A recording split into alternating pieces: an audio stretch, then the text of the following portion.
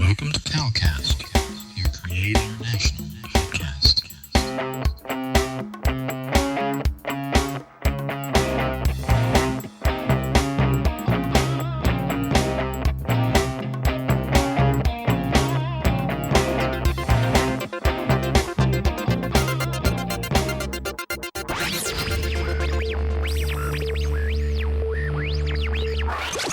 God Network News,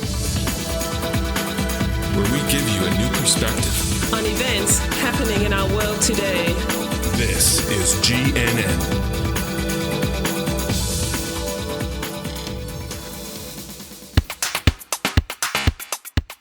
This is God Network News, episode 184.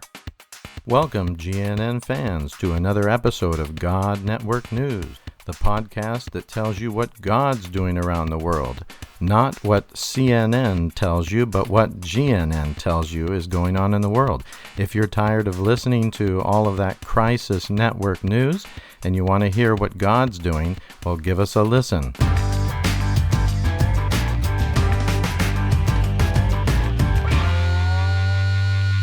Greetings to our faithful God Network News listeners. We are excited to bring you more great stories of movements that are happening amongst unreached people groups. Get ready for some fantastic stories of God's faithfulness, of God working even in this difficult time of COVID.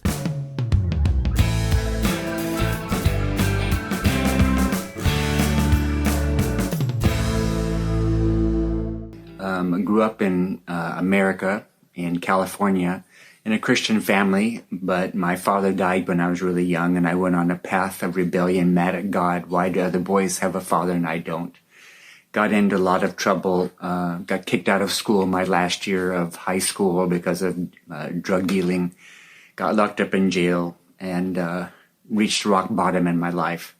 When I got out of jail, some kids invited me to a camp on top of a mountain. I'd never been to a camp, but I figured maybe that's a good place to go meet girls. So God used that motivation to get me to the right place, where I saw these young people on fire for Jesus. And I said, that's good for you, but not for me. I hardened my heart for 1 day, 2 days, 3 days, 4 days. On the last day of the camp, God's Spirit broke through. And I got on my knees, cried my eyes out, confessed my sin, turned my life over to Jesus. But I didn't know where this was going to take me. But it was at a time in California when there were a lot of us off the beaches, off the streets, coming to faith in what has later on become known as the Jesus People movement.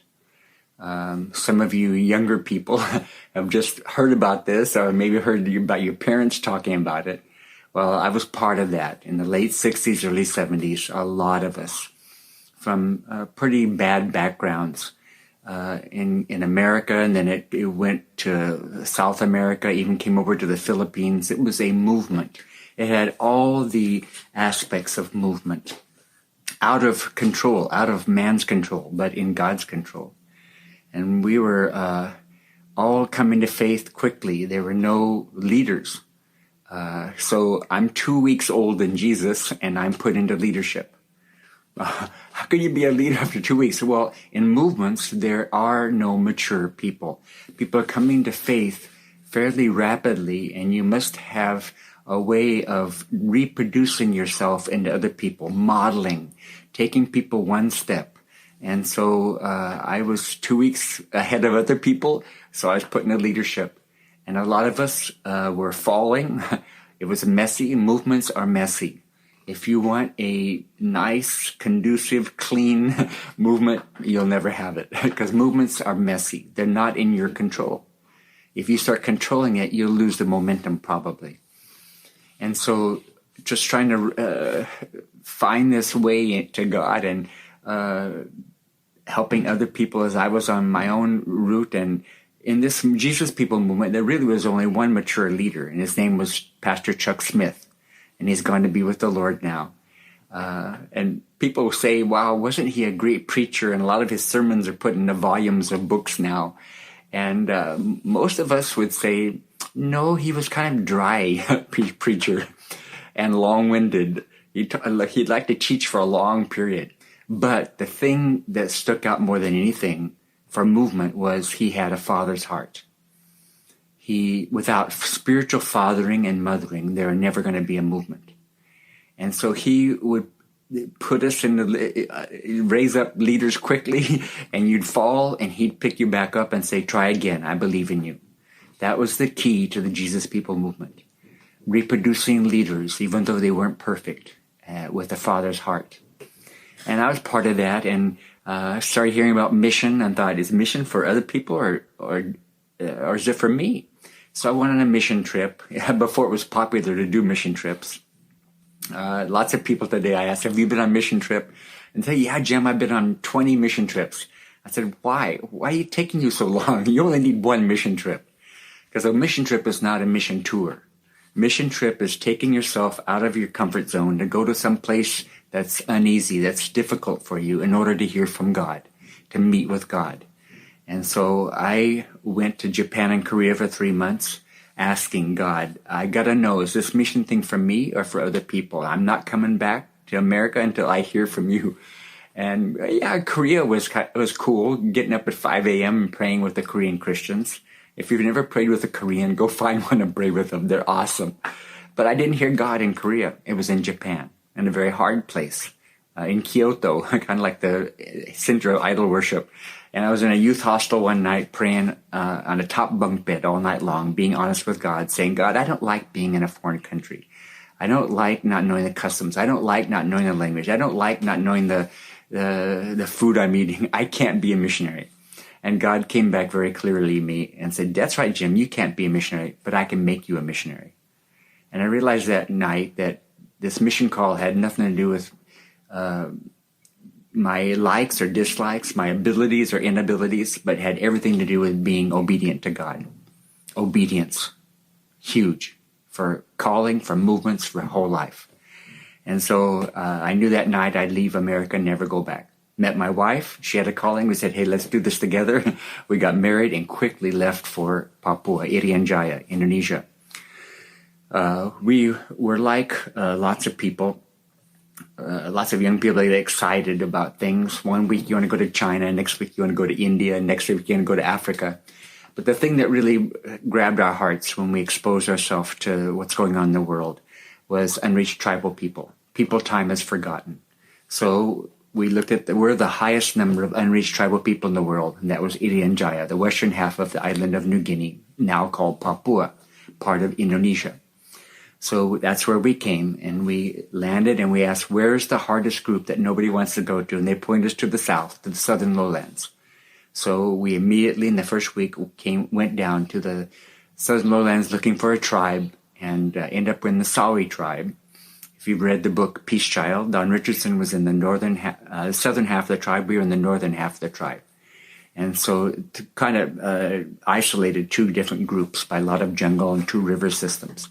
So we were in this tribe, and again, movement.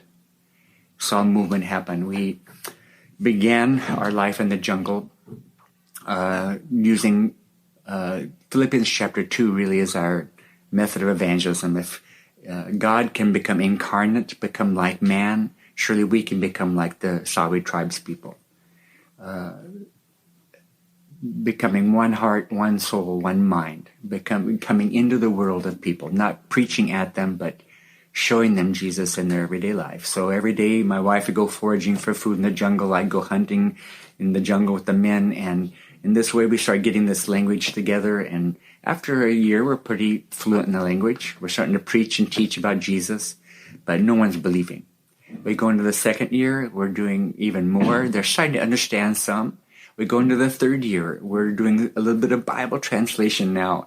They're understanding the gospel, but nobody's accepting it. And we're getting our first opposition. Village shaman, witch doctors who have real power over the people. And they put out an ultimatum. They said, if anybody accepts this message has come from the outside, we'll kill them with witchcraft. You're listening to God Network News Podcast with your host, Cal Curtis. Look up our website at godnetworknews.com.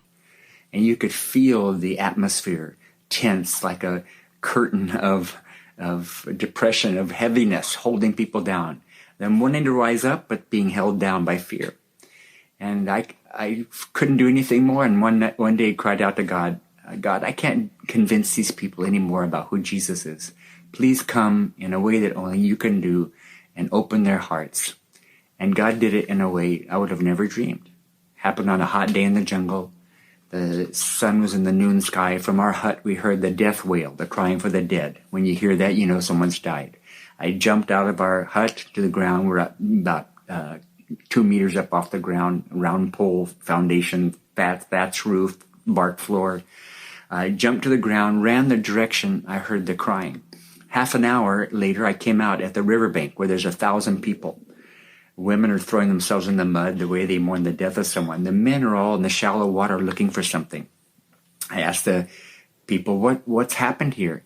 And the guy next to me said, Jim, early morning, a young family got in their canoe, went off to the jungle to forage for food. When they came back, they beached the canoe and they took their packs of food up to their hut. But they left their little, about 1-year-old child in the canoe to wait for them. When they came back to get their little son, he wasn't there. He'd tried to stand up in the canoe and had fallen over into the water. For half an hour, they looked for him, could not find him, because the water in our river is inky black with algae that grows in it. You put your hand a few centimeters under the water, it disappears. So they looked, and finally one man comes up out of the water with the body of the boy in his arms. The stomach is swollen from water inhalation. He's not breathing. He's dead. They bring the body up on high ground, laid on a banana leaf, and everybody's mourning, berserk with grief. My wife comes on the scene, and because she knows the technique of mouth-to-mouth resuscitation, she kneels down and tries to revive this little boy.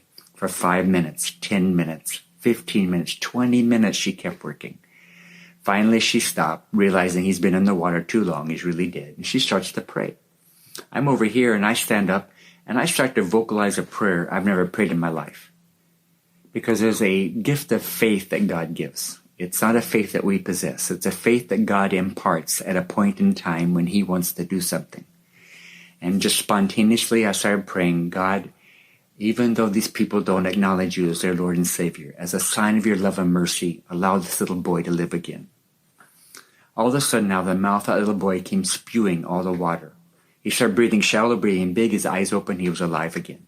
His parents grabbed him up, and everybody started screaming and astonishment.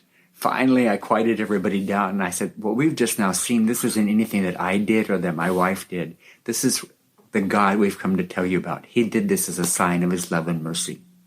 1 week after that happened, we were invited to one village to teach and preach about the way of salvation for an entire week, morning till night, every day for a week. At the end of that week, the first people started believing on Jesus.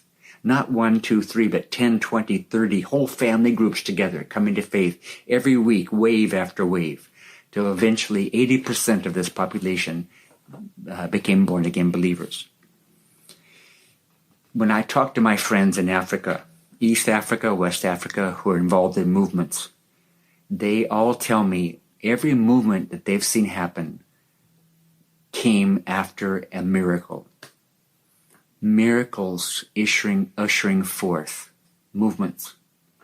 You may be in Australia, you may be in another country listening to me talk, and you're saying, Jim, we don't see movements happen. We don't see miracles happening here like you do in Papua. How come you see so many miracles in Papua? And I could tell you miracle after miracle for hours. Why do we see more here? A couple of reasons. I think we're more desperate. If God doesn't show up, our people can't make it. And when you're desperate like that, God shows up. Secondly, I think God wants to do a lot more miracles, even wherever you are at right now. But he doesn't want us to grab the glory, to steal his name from the movement. From the miracle that just happened. Example: when someone comes to faith, a miracle happens in somebody's life. We usually bring them to church and have them testify. Wrong. Miracles are for non-believers, to show them the love of God in the midst of them. It's not for Christians to get all excited about. Miracles happen for the point of evangelism. You see them happening all throughout Scripture. Jesus did a miracle so that people's eyes would be opened, because the God of this age has blinded their eyes. Maybe another example about miracles. A few years ago, we're in the city now, and on the edge of the city, a lot of population that have immigrated here from off-island, other islands. And there was a lady who started coming to a women's group, discovery group, and she started following Jesus there. Never come to a church service. And then when we had a big Christmas celebration, all of our groups coming together, she came. We had a big service, hundreds and hundreds of people, a couple thousand, and she came and she enjoyed it and went home, and her husband heard about it. And he came at her with a machete. And he came down with the machete on her, and she raised her arm to defend herself, and the machete cut through her arm, severing the whole arm. Just a piece of skin barely holding on, but the arteries have been severed. The blood is pumping everywhere. She's on the ground screaming. Other ladies from her group lived nearby. They heard her screaming. They came, put her in a vehicle, rushed her to the hospital. The hospital here in our town couldn't handle it, so they sent her to the hospital in the major provincial capital next to us. The doctor, when he sees her, he says, "Wow, this arm is gone. I have to amputate. But she's lost so much blood, I'll stabilize the arm, give her blood tonight, and then in the morning I have to operate and amputate the arm." So that night in the hospital, she's in there with an arm stabilized, receiving blood, and the women from her group are all around her bed praying for her all night long in the hospital. And in the middle of the night, they want my wife to pray for her, because my wife, I really believe, has gifts of healing. The majority of the people that she serves medically or prayer or a combination of the two, nearly everybody gets healed. I call that gifts of healing. And so they want her to pray. So they asked her to pray, but she can't go there because she's in a stage of malaria, +4 malaria, the worst stage. She's high fever and convulsing in our house. So they bring a cell phone, and she prays over the cell phone. Can God do a miracle over a cell phone? Yes. She prays over the cell phone, and in the hospital, they put the other cell phone to this lady's ear, and for her to hear. And this is what she said to me the next day when I was at the hospital.